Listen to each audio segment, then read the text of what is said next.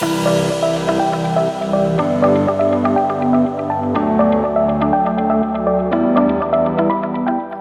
to the Front Seat Life podcast. This is Jessica Butts, your host and CEO and creator of Front Seat Life, where I help you be unapologetically who you are in your life, love, and business.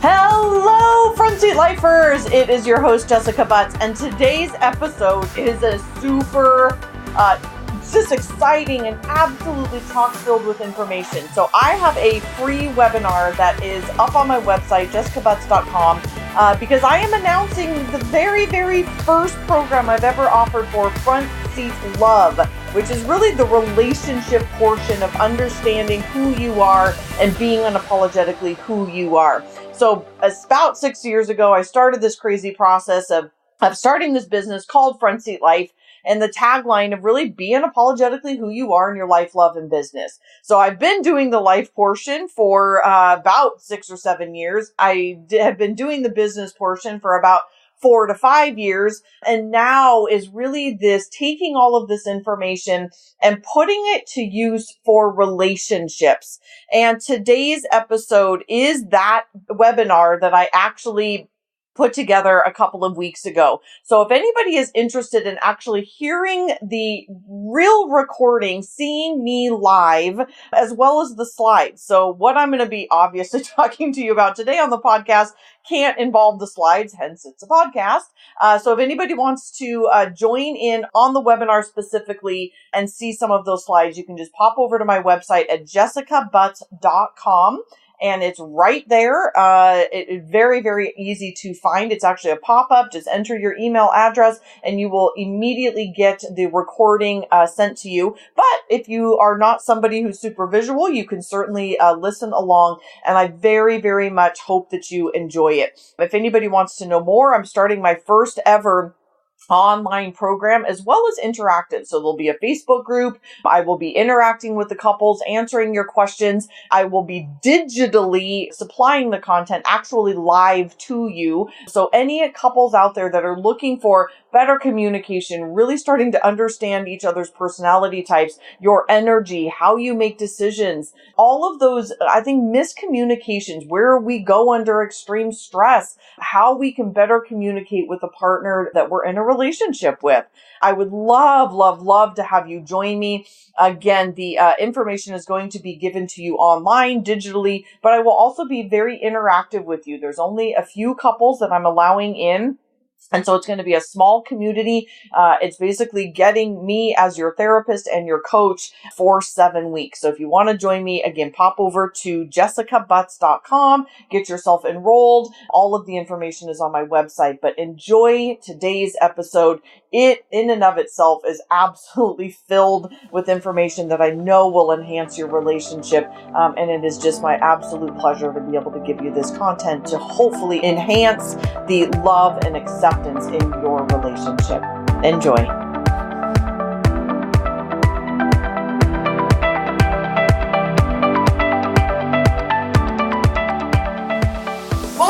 Welcome.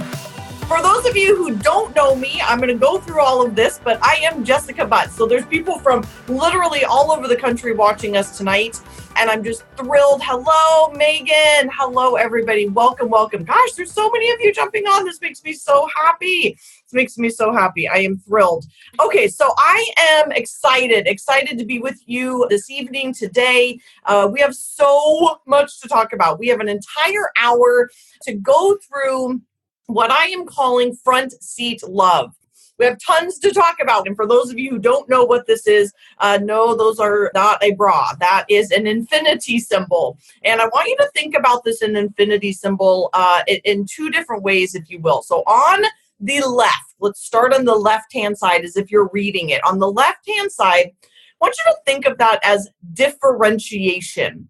And what differentiation is this ability to be who you are. So as a couples therapist, as the work that I have done for all of these years about figuring out who we are in this world, it has to start with us. We really have to learn how to put our own oxygen mask on first. So I so often see couples blaming their partner and pointing fingers and you're not doing this and you're not doing that. Or this was always amazing to me. They actually don't know what to ask for. They don't know how to ask for what they want because they don't know what they want because they don't know who they are. So we won't have a ton of time to be able to get into that today, but the first step of that is figuring out who you are, which my favorite tool, the best tool I've ever found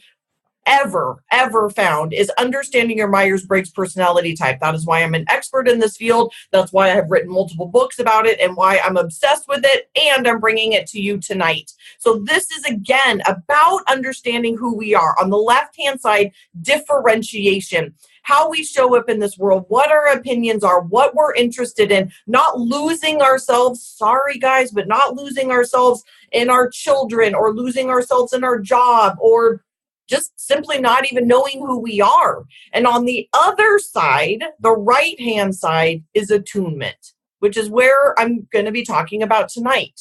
However, it requires both. Healthy relationships and a healthy life require differentiation and attunement. So if you're on just one side, the left side of differentiation, you could often very much show up selfishly, or it's all about me, or I'm not willing to compromise, or I'm not going to have this conversation with you. I'm just going to walk away, which doesn't work out very well for most people when they're in a relationship. On the other side is that overly attuned. And overly attuned people are people who lose themselves. They've lost their voice. They don't know who they are anymore. They let someone manage or control them, which, we won't have time to talk about tonight, but I'm obsessed with codependency and I love talking about this. So tonight is really this marriage, if you will, of this infinity symbol, of figuring out who we are in this world, again, putting our own oxygen mask on first, and then learning how to speak our partner's language, learning how to communicate with them once we know who we are. But the problem is most people forget that first step. So also, I have to talk about the difference, I guess, between nature versus nurture. So there's a lot of you out there already probably thinking, well, I can change, or I can change my partner.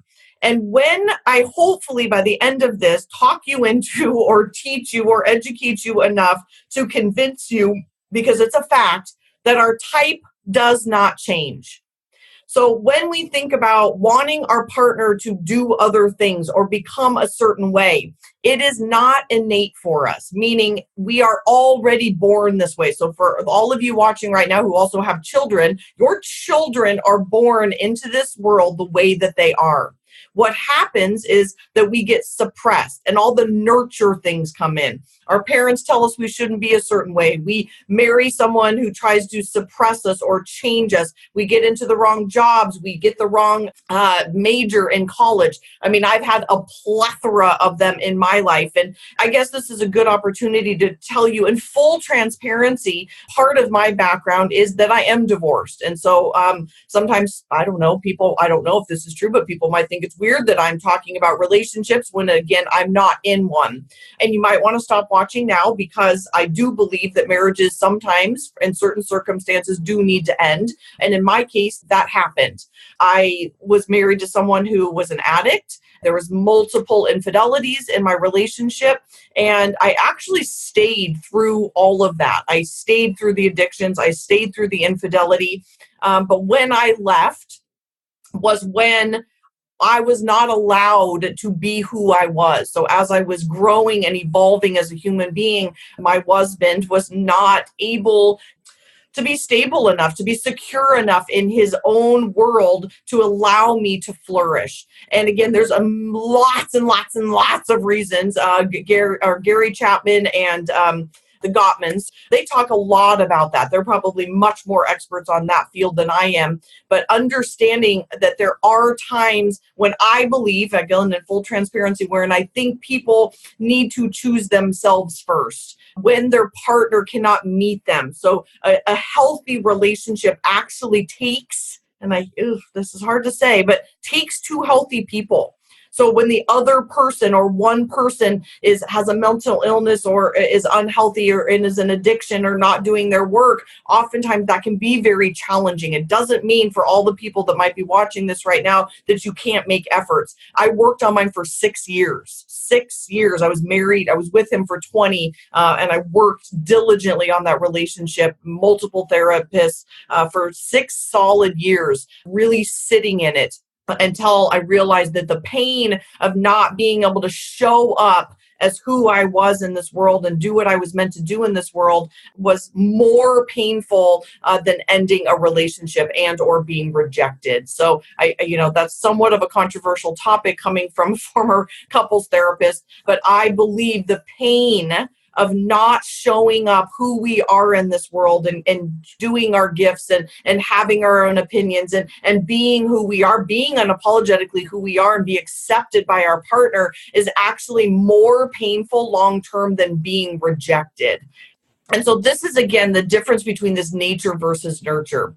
So as I had mentioned before, putting your own oxygen mask on first, figuring out who we are in this world, understanding, are we introverted or extroverted? Are we sensing or intuition? Do we make decisions with our head or our heart? Are we a planned, organized, decisive decision maker, or do we fly by the seat of our pants? And learning this about ourselves, being able to show up in a relationship and be unapologetically who we are. Again, let me be very clear about this. This is always a funny one with people. This is not meant, you got to be a good person still. People often are like, what if you're a jerk? Or what if you show up and you're just a jerk or something? That is not the point of this. Being unapologetically who you are is being the very, very best version of yourself. Being your most gracious, your most loving, your most kind, your most nurturing, the happiest that you've ever been by being innately who you are.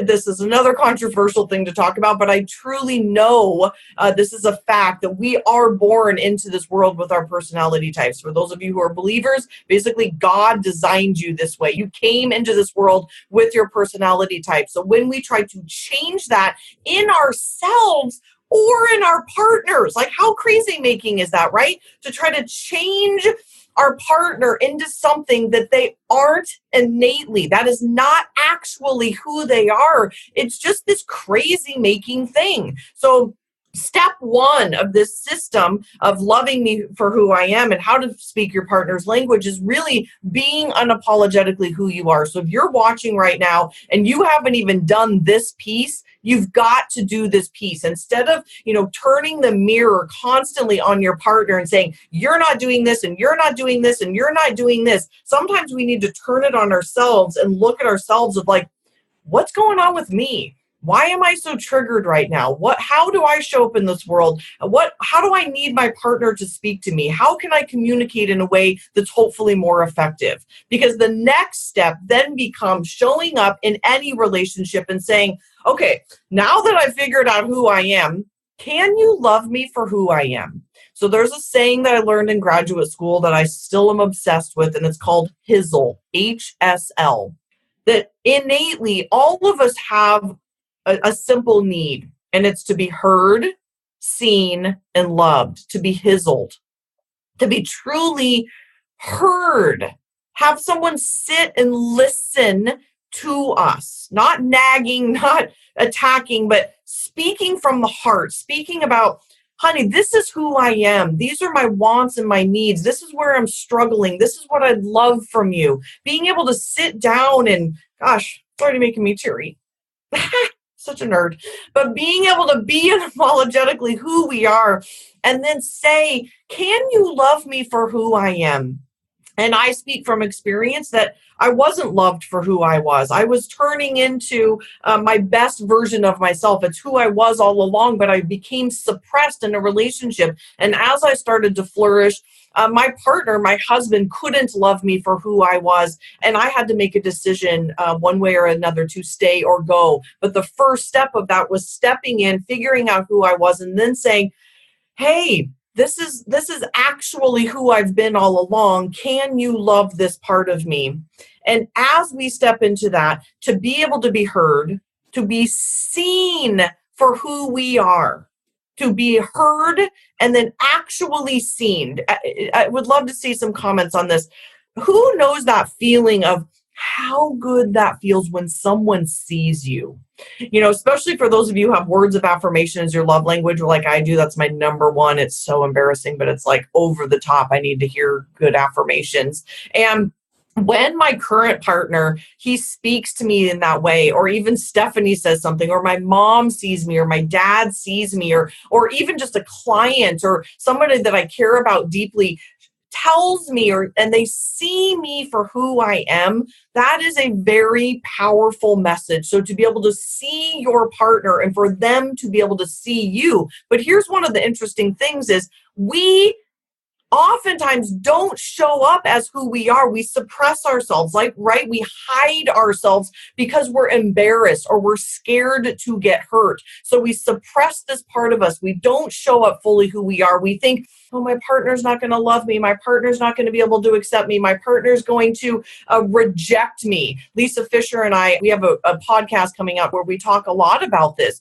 that she got into this part of her marriage where she started to make up these stories. And I'm going to talk about that in a little bit in a few slides about this ladder of inference. It's one of my favorite tools. So stay tuned for tools. But showing up and really being able to say, like, this is who I am. And then, can you accept me? So when Lisa started showing up with her husband and saying, oh, okay, well, I mean, we're on the brink of divorce here. So like, what do I have to lose? And actually all her husband wanted was to be like, oh my God, yes, more. Yes, Lisa, where have you been? Like, I actually want more of you. But we go through this weird we screw with our own minds, right? Like we hide and that we don't show up authentically who we are. And I actually think, I don't even know what the percentage is. I would just be making it up. But I truly believe your partner actually wants that transparency. They want that TAO, transparency, authenticity, and openness. And when we can start showing up that way and then asking our partner, like, can you love me for who I am? Like, this is kind of what I got going on. Can you love me for who I am? So then we get into, how do you speak your partner's language? So I want to be clear. I don't like to blow smoke up people's rear ends and say like, oh, you can just like come into this and just learn how to speak your partner's language. There are these two other steps. The other steps are figuring out who you are in this world, being able to communicate it. Can you love me for who I am? And then you get to speak your partner's language. Remember the infinity symbol that I just showed you a few minutes ago? That is that idea. One side of it is, this is who I am. This is my mess. This is my attachment. This is when I'm codependent. This is when I get triggered. This is my family of origin. This is how I got screwed up from my parents. Like, here's all my abandonment issues and all my gunk and all my stuff. And here's my personality type. And this is why I'm woo-woo and all the stuff that shows up in people's lives. By the way, we all have that stuff. So do you. And then sitting down with our partner and then learning the same about them. How do I speak my partner's language?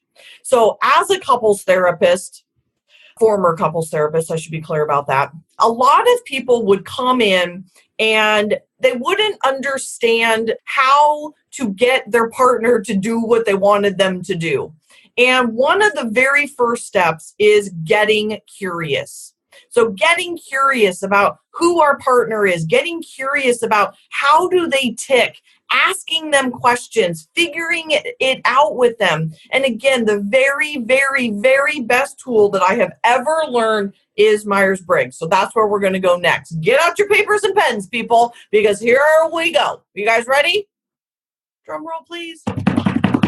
All right, here we go. So let's talk about the first dichotomy. So I don't have time to get into kind of all of this. Hopefully you're going to get a ton out of this. Like if you just watch this, I would love to be of service to you. That's why I'm doing this at 7:00 at night in the Seattle area. It is to be of service to you. But if for those of you who are going to want to know more, there's so much more to come and so much more to learn. But in this hour, this is really what we're going to be talking about. Is my favorite tool. It's the basis of my life, all the work that I've ever done.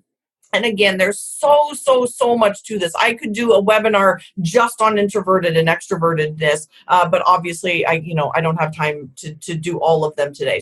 Okay, so let's talk about the first dichotomy. There are four. Let's start with that. There's four dichotomies. I'm not going to actually spend a ton of time on introversion and extroversion, but there's introversion, extroversion, sensing and intuition, thinking and feeling, and judging and perceiving. So those four dichotomies, each one of the four is fascinating in and of themselves and can literally change marriages. I've seen this happen. I mean, I've sat with couples before and had them have this massive epiphany of understanding their partner's love languages and their personality type. So that's the first story I'm going to tell you about how to understand your partner's language and how to speak their language. So introversion and extroversion is really about our source of energy. And the first example I want to share with you today is about this couple that I absolutely loved. I worked with them for probably 6 months or so as a couples therapist. They were very loving, very kind, very committed to each other. And I think that's an important piece of this work and the online program that I'm going to offer you at the end of this, is that this is not for high conflict couples. Because I've seen high conflict couples. I saw them as couples therapists for many, many years. And when they come in, you don't start with oh, this is how you need to treat me, because they have contempt for each other. They're pissed off at each other. They have resentment. And so that is not what this course is about. This course is for great couples who want to be better, that want to communicate better, that want to get each other better, that want to spend time and money to invest on their relationship because they know it's the most important thing in their lives. What's funny is I have a friend who's a coach, and she said for many years that go check how much divorce costs versus how much therapy costs, or an online program like this. And I think she's so true. For someone who has been divorced, it is emotionally bankrupt. It can make people literally financially bankrupt. Jeff Bezos just got divorced today and lost, what was it, like $525 million. I shouldn't say that because she did a lot of work too, I'm assuming, in that. But yeah, that's an expensive thing. Stepping in and choosing to do work when you're in a healthy relationship is really what this webinar is for and what the course is going to be for. But let me get back to this couple. So loving, kind, sweet, connected, yet they had a huge discrepancy. And it was this dichotomy in particular, which I find interesting because I think this is probably the least of couples issues of the four, and I'll talk about all four of them. Okay, so one was very introverted. She was crazy introverted and also had a very, very intense job. So she was like a project manager and in meetings all day long, and she would come home and she was just exhausted, especially on Fridays. He, on the other hand, was extremely extroverted. So there's a scale of preference of 1 to 30. My guess is he was a 30 out of 30 extrovert, and she was probably a 25 or so introvert. So they were extreme preferences, very far away from understanding each other. And in the online program, I'll talk so much more about that. And so they came to me primarily because of this dichotomy. They both had quality time as their primary love language, yet they were totally missing each other. And they could not figure out why. She felt insecure. She felt like she had to keep up with him. She felt guilty for wanting to stay home. And ironically, and they didn't figure this out, of course, until they learned all of this, ironically, he felt the same way. He felt guilty about wanting to go out. He felt irritated that she never wanted to go out. And then they were both making up stories that she thought he would be mad if she wanted to stay home, and he thought she would be mad if he wanted to go out with his friends. So quite honestly, we just had an open dialogue one session. I don't know why it took us so long to get to this session, but we finally just had this session of let's just have this out. Who's okay with this? Lisa, are you okay? That's not their real names. Lisa, are you okay with Tom going out? And she was like, I would actually love it because I would actually love some time by myself because I'm so introverted. And yes, while they want to spend time together, they found an arrangement because he was dying to get out of the house, especially on Friday nights. And so they came to this new beautiful agreement where she got to spend some quality time by herself as an introvert and learned how to speak her language, that it was okay. Because that's the other part of this, and the tool that I'm going to give you towards the end is that we make up these stories that it's not okay. And so he then learned that it had nothing to do with him. That's the other interesting thing about relationships, right? Is we make up these stories that it's about us. It wasn't even about him. She just wanted to stay home and be introverted on Friday nights. And he wasn't clear, like, what, why don't you love me? Why don't you want to go out with me? And it had nothing to do with him either. And so learning how to speak their other language, that it's not about them, that it's just innately who they are, they were able to then come to a compromise of once a weekend, they went out to fulfill his needs.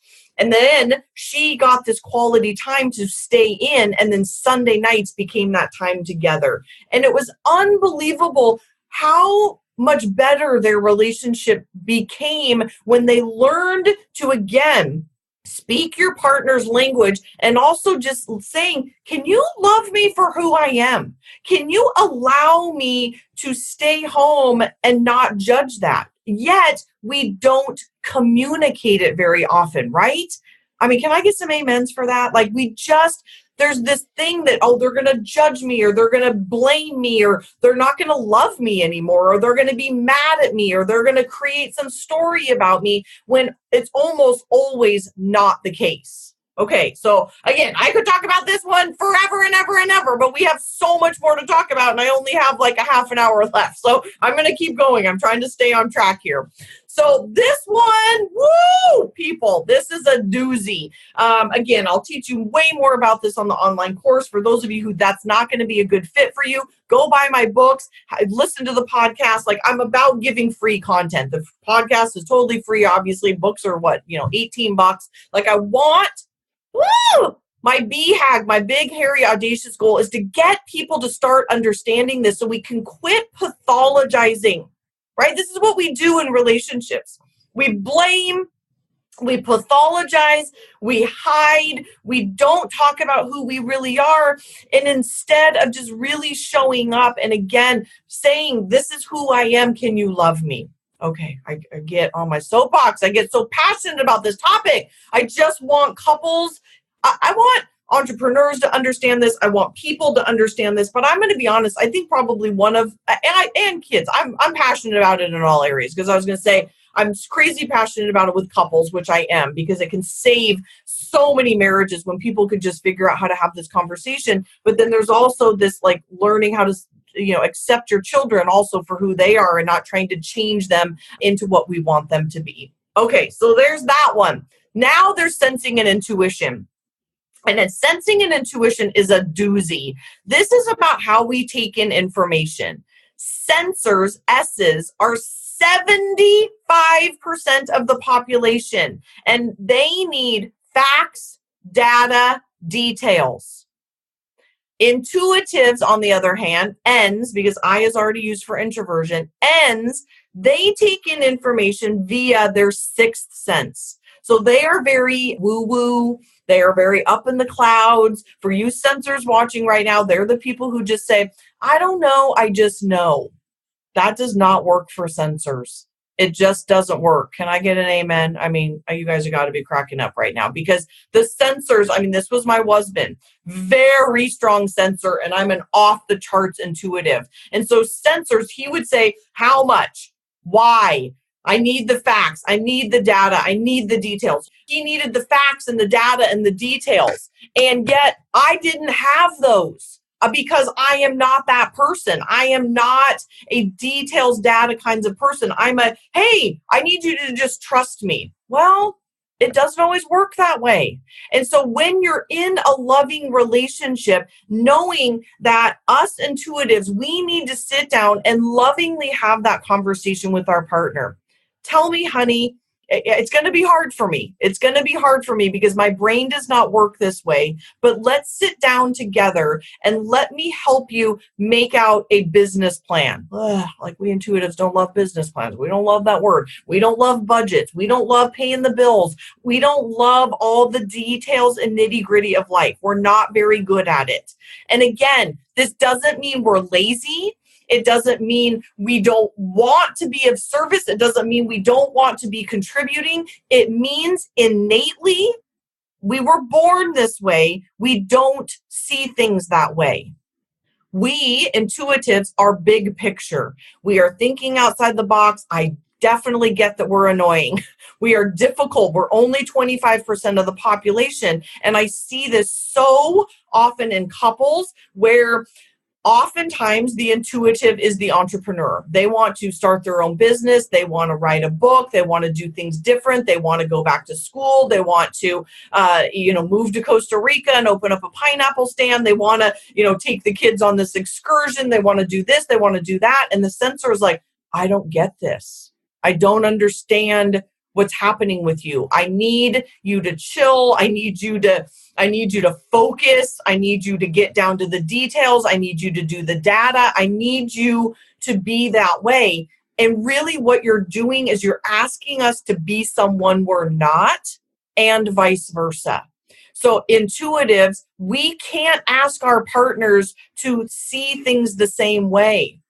If you're the same type, I'll be honest, it's easier. However, your relationship has a huge missing piece too. So this is very important to hear that, yes, it is easier for two similar personality types to be together. In fact, most often those people become friends because in graduate school, we used to call it, you smell like me. But in our loving, connected relationships, we're actually attracted to our opposite. Right? How screwed up is that? So in the beginning, we're so attracted to this opposite. I love that she's so creative. I love that she's so different. And, then 5 years into marriage, you're like, why can't you do this? And why can't you do that? And we get all irritated and pissed off about it. And then we try to change that person.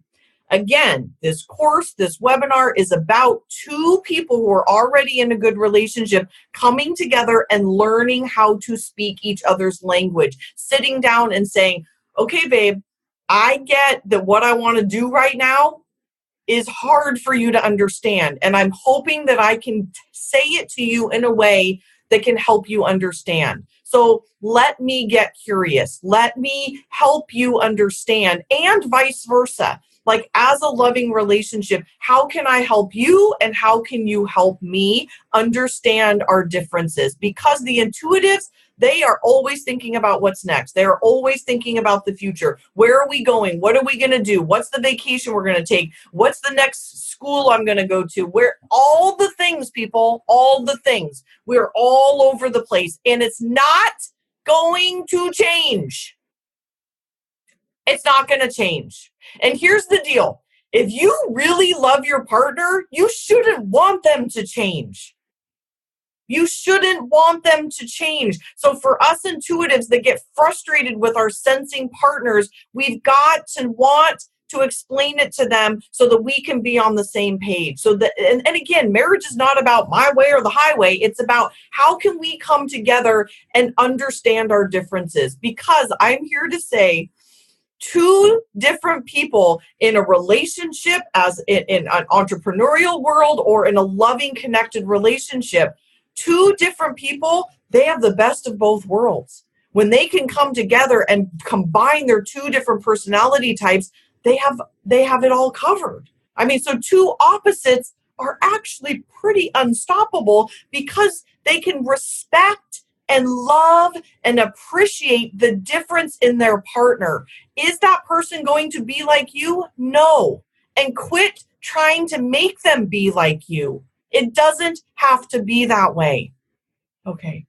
Come on, people. I could go on. I'm actually going to make this a podcast episode too. So for those of you listening to the podcast right now and want to know more and want to see these slides, you're going to have to go over to frontseatlove.com and find this webinar. But I love this topic. It makes me crazy. Okay, let's talk about thinking and feeling. because I have tools. I want to give you like tangible tools at the end to use. All right, everybody, I have an exciting announcement to make. Front Seat Life has been working very, very hard, basically for the last 7 years, really, on the trilogy of being unapologetically who you are in your life, love, and business. So my first book and my main work is really about being unapologetically who you are in your life. Putting your own oxygen mask on first, learning how to show up and be unapologetically who you are. And that book is about live your life from the front seat.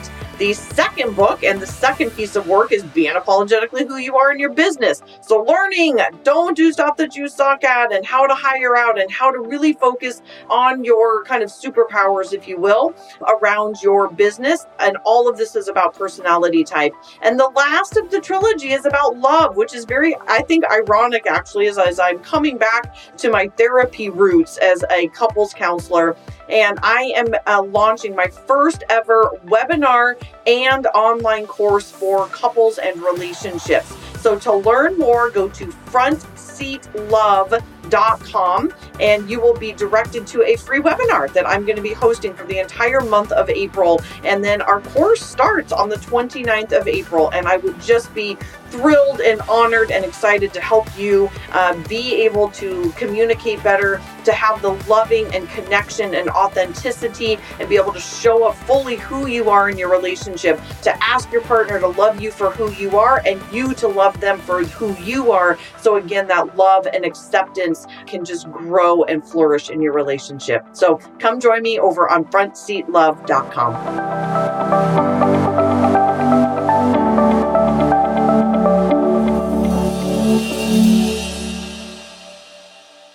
So thinking and feeling is similar to sensing and intuition in that you totally miss each other. You don't get it. So this is one that is societally based as well as gender biased. John Gray wrote a book back in the 80s, Men Are From Mars, Women Are From Venus. Very, very famous, made him $1 gazillion for a good reason because it was an awesome book. I don't even think he knew at the time that he was talking about personality type, but really he was, and it's this, that 75% of men are thinkers, which means they make decisions with their head.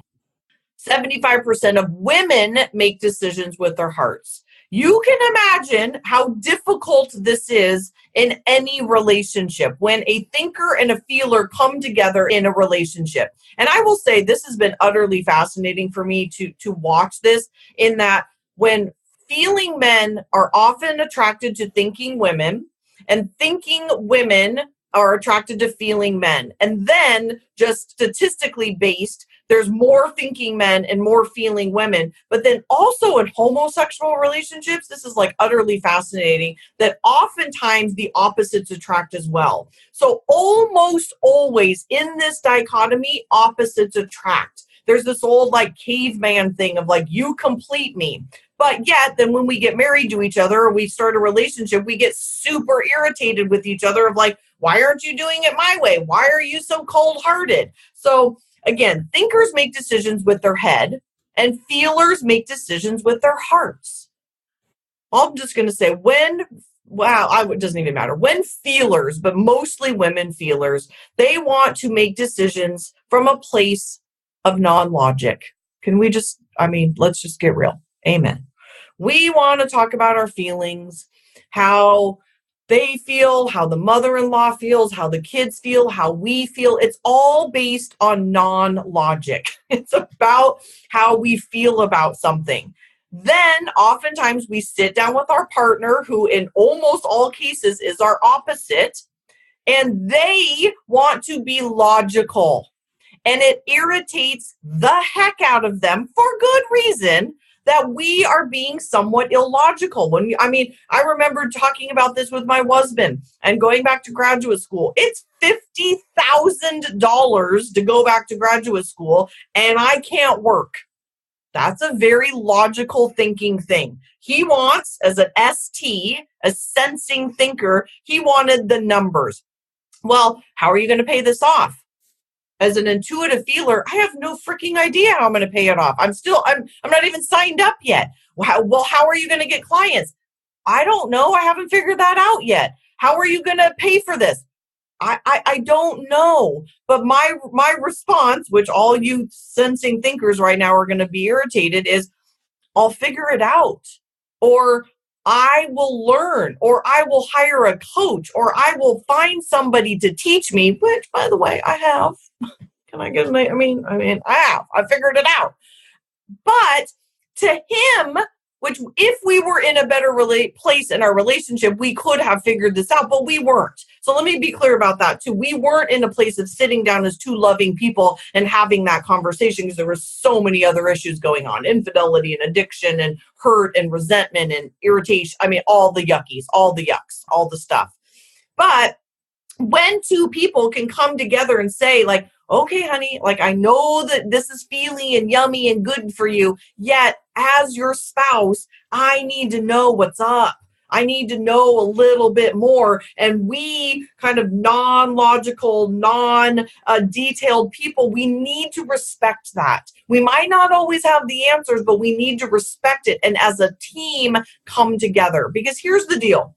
If you're not married to someone who wants the best for you, you got bigger problems. You have bigger problems. And being willy-nilly and not having a plan is not doing your partner or you any justice. So as a strong feeler and as a strong intuitive, I tell my clients, don't do that to your partner. That is not fair. It's not fair to them to say, oh, I'm going to quit my job and just do this thing and you need to trust me. That's not fair. We need to have a plan. Honey, I don't know what it's going to look like, but I will tell you right now, I will work 50 hours a week to do everything that I can to learn what I need to learn in order to do this. Honey, I will go to graduate school and I will put in this effort. I will immediately start learning how to run a business. I will work. You have to make sacrifices. You have to learn again how to speak your partner's language. And then the reciprocal is, I want what's best for you. I love you and I will support you in any way that I can, but we are making a mutual agreement. I hope there's so much to talk about and there's such, it's not very much time, but I hope this is helpful to you guys. So this is again about knowing our opposite, putting our own oxygen mask on first, and then having that conversation with them about how can I speak your logical language? How can I put myself in your frame of reference to help myself and you understand this situation better, knowing that we're never going to be on the same wavelength. In terms of seeing it ourselves. Like, we are egocentric people. You guys get that, right? Like, we live in our own skin. And oftentimes that can get a bad rap. But we can never fully understand someone else. We can't. We can empathize and we can sympathize, but we can never fully understand what someone's thinking or feeling, especially based on their history, which is where I'm about to go, actually. So I'm going to skip judging and perceiving. Sorry, guys, you're going to have to sign up for the course. I'm running out of time, so I got to keep going here. But I do want to talk a bit about some tools because I want to make sure that I leave you with some tools. You know what? I am going to talk about this because it's too good not to talk about. I'm just going to do it for 2 minutes. Stephanie's probably laughing at me right now, but I can't not talk about it because it's like my favorite thing. Okay, so judging and perceiving is the last dichotomy, and it's about how we like to organize ourselves in the world. And P's live 5 minutes in front of their face. Again, I could talk about this for an hour, but I'm going to do it in 2 minutes. P's live 5 minutes in front of their faces, and J's are controlling, organized, decisive decision-making people. They are the ones who are bossing you around about how to load the dishwasher, and we need to do it this way, and why aren't you on time, and let's go, and we're kind of assholes in a way. That's not true. That wasn't very nice. We are loving, kind people, but we are controlling people. We are controllers because we like things done a certain way. This is the only dichotomy, and this might be worth the price of admission just to join the online program, because I swear to God, this can change your marriage, is that this is the only dichotomy where you don't get to say, I suck at this. So as a very strong, controlling J, I literally tattooed on my arm for my 45th birthday to be. because J's are doers. They like to be in control. They like to be doing. They like to be bossing people around. They like things in order, and it's ruining their life. Every J I've ever met has said that. It's ruining my life, and it's actually ruining my marriage because I'm so controlling. I'm so bossy. I can't just chill out. I can't go with the flow, and I need to learn how to relax. This is an epidemic for women right now in our country, for sure, about having to be in charge of everything. And then P's are B'ers, and they are the flitters and go with the flow and don't worry about it. I'll figure it out when I get there and blah, blah, blah. Like that, those two different people together will fight nonstop until they learn that one, it's innate, and two, there are ways to learn, and I will teach you those ways. So sorry, I'm dropping the little bomb there and then letting it hang, but we got a lot to talk about. So that one, learning about that, about your partner, worth the price of admission, people, worth the price of admission. Learning it about yourself is worth the price of admission. Learning like how I show up is like this controlling, almost manipulative person because I want things a certain way, and just realizing this is the one part of my life that I can actually change. I can learn how to be different and to be compartmentalized and to be present with my person, with all my people. Okay, let's talk about some tools. Okay, so the very first tool, again, we don't have a ton of time to talk about this, and I'll give you, a shitload of these tools. But the first tool is to get curious. Instead of pathologizing, instead of labeling, instead of getting pissed, instead of like making up a story, which is where I'm going to go to next, is to just get curious. Putting your prefrontal cortex down, calming down, getting into your best self, getting into your front seat. I'm going to teach you all of what this all means. Getting into your front seat, calming down, getting into your best self, and getting curious. Honey, what's going on with you? How can I do better? How can we communicate better? What's happening with you? I love you. I'm worried about where we are. Getting curious. The next thing is one of the best tools I've ever learned in my life. It's from Peter Senge. I learned about it in graduate school, and I've used it ever since. And I'm not going to go through all of this mess. But basically, the bottom of this ladder, and this is called the ladder of inference, meaning we're inferring things. So the bottom of this ladder is observable data. So a lot of us can see the same observable data. It's the phone rings, that's observable data, or someone, comes into a room and rolls their eyes, or they raise their voice. That is observable data. Based on all of our past, our family of origins, our personality type, where we were in the day, how our day went at work, all of the things, our attachment style, all this stuff I'm going to teach you, we then choose the data we want to pay attention to. This is also mindset stuff, like are we focusing on the negative versus the positive about our relationship? Then we make assumptions. Then we draw conclusions. Then we've just redefined our entire world. We've redefined our beliefs. I'm not lovable. No one's ever going to love me again. My spouse doesn't think I'm worthy. They don't like me. And then we start taking actions based on that belief. We shut down. We don't share. We're not communicative. We don't want to have sex. We don't want to kiss. We don't want to be intimate. We start making up at the top are all these stories. And as a couples therapist, I can't even tell you how often I saw people making up stories, just straight up making up stories. And I'd say things like, have you checked that out with them? Have you actually checked out the story? So a story could be, I'll use Lisa and Mike as an example. She had a story that she thought that he thought that her business was stupid. So she just didn't share it with him. So she had drawn conclusions, started taking actions, and her actions were she pulled away. She shut down. She quit sharing with him. She wouldn't talk about it at dinner. And all of a sudden, John Gottman talks about turning away. They had turned away.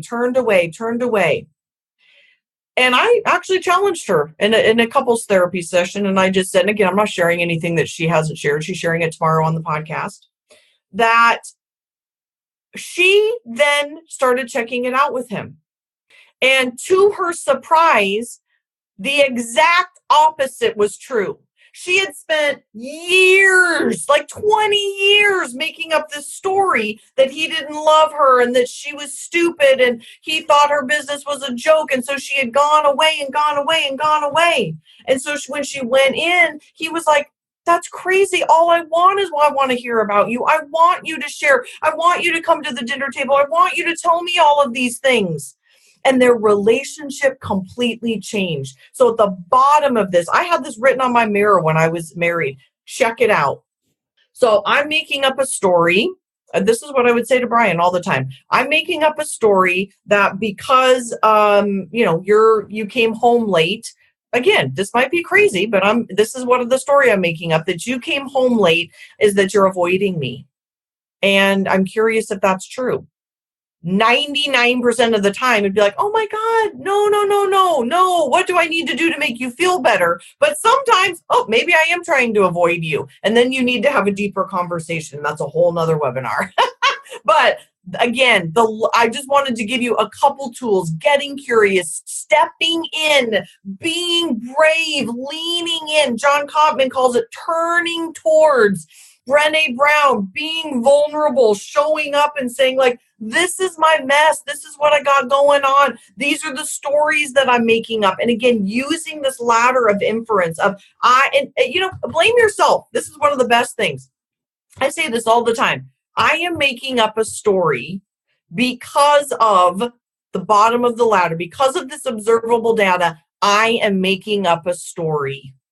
And then you just get to have it out, because I'm not saying you're wrong, you did this, you're a jerk, you're blah, blah, blah. I'm putting the onus on me. Couples therapy 101 is, I feel when you did because. So when we can just show up and say, I am feeling, or I am making up a story because of this observable data, and just owning, like, of course I'm going to make up a story because that's what human beings do. Okay, I'm giving you guys so much. I hope your heads aren't spinning. Okay, so now, people, we only have 9 minutes left, and I do want to give you this opportunity. Here's the deal. I'm not a great salesperson. I am a giver, and I love this content. I love it. I know that it changes people's relationships because I've seen it. I've watched the things that I want to teach you save marriages.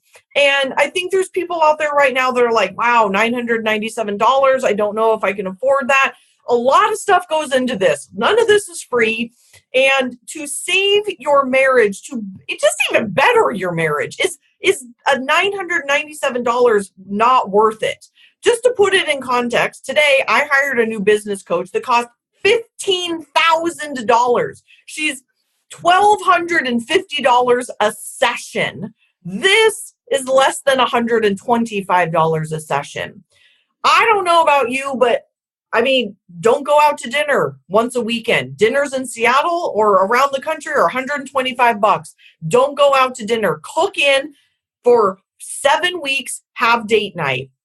Stay in, make a dinner, invest this money in your relationship. Because I am going to teach you stuff.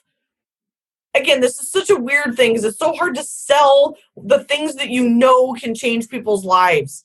But I hope that you've got a glimpse in what it's like to learn how to speak your partner's language. So I'm going to teach you about archetypes. One of the funniest and best tools that you can possibly learn about how to communicate with each other. For those of you who already know that you're in, Stephanie is posting the link. Get yourself signed up. There's limited seats. This is going to be watched over and over and over for the entire month. So if you're watching it live or you're watching the recording and you want to get in now, because we have to cut it off at a certain number of people. So I'm going to teach you about archetypes. You guys, I swear to you, this is worth the price of admission. Learning about masculine and feminine energy and how it relates to your personality type can literally change your whole marriage. When I learned about my J, so J and P, the doing and the being, remember I told you about the controlling people? So J's have a lot of masculine energy. So if you're a J woman or a TJ woman, so also a thinking J woman, you have a lot of masculine energy. And you know what can't exist at the same time are two masculine energies. So we women sometimes show up and say, hey, we want our partner, whether that be a man or a woman, we want our partner to show up and be masculine, yet that's what we're doing. They can't. So when I teach you about masculine and feminine energy and how you can change it and how you can start talking about it, it's a game changer. It's mind blowing. It has literally changed my relationships since my marriage. It's utterly fascinating. Oh God, no good couples online course, no good couples therapy, no good couples coaching is complete without codependency. And if you think you're not codependent, you are, because we all are. You have one form of codependency. You're either the person who loses their voice or you're the control freak who jumps on the other side of the net and tries to manage and control other people. Either way, I'm going to teach you how to knock it off. We're going to spend an entire week talking about that.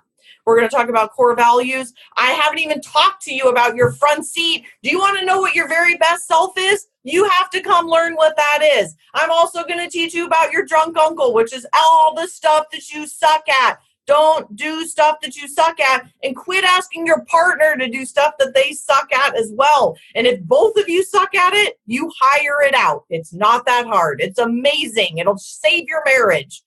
This is what it looks like to be sober. This is what it looks like to be drunk. Quit doing stuff that you suck at. There's a whole brain chemistry that is literally backed in science about how we show up.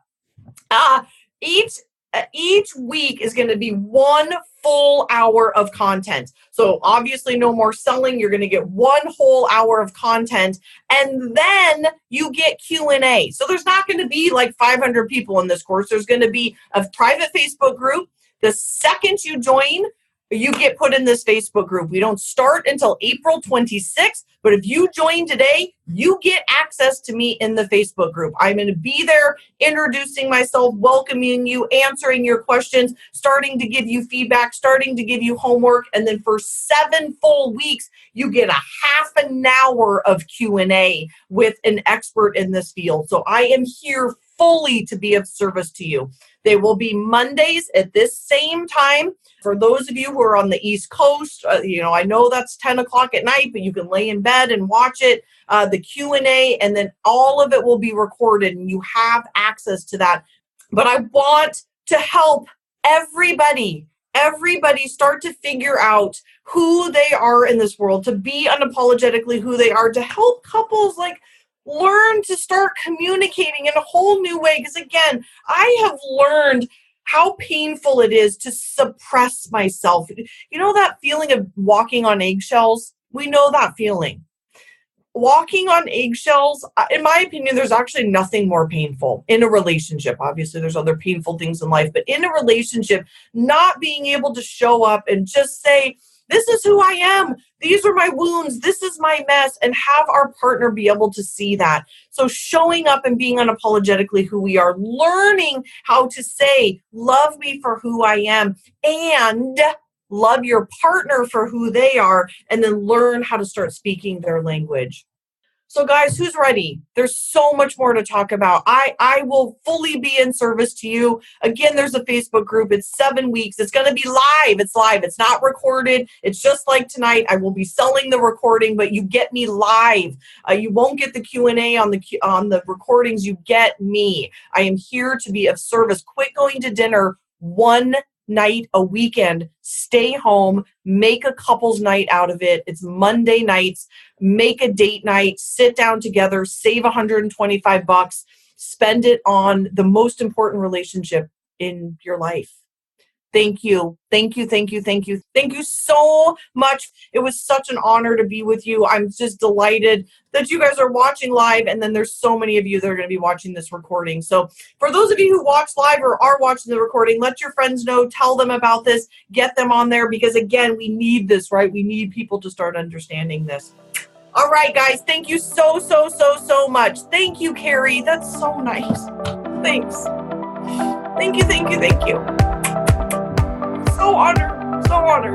Thanks, guys. Bye.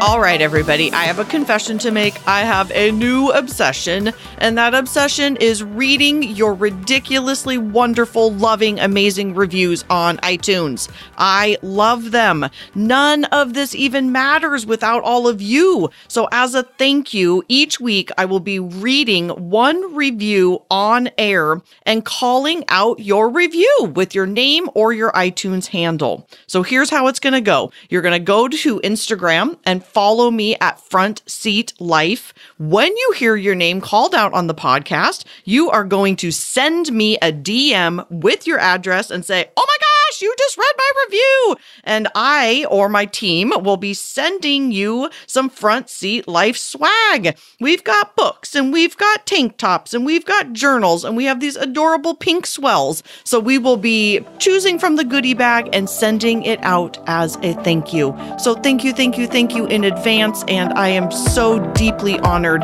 to have the opportunity to thank you back.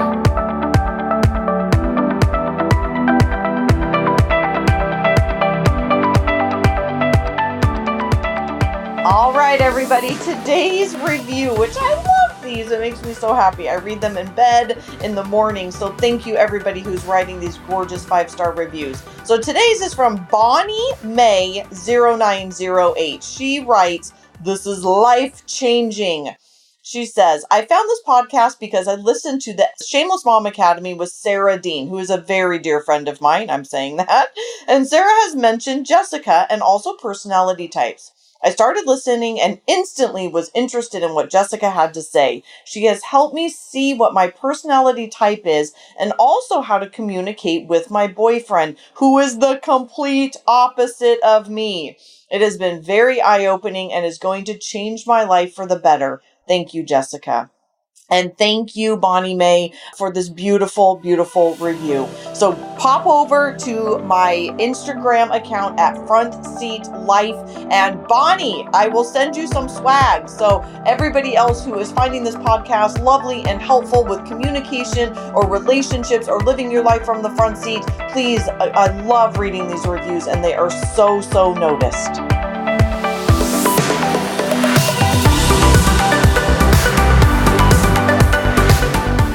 From the bottom of my heart, truly, thank you so much for listening. I know that you have a ton of options, and the fact that you are taking time to listen to the Front Seat Life podcast means absolutely everything to me.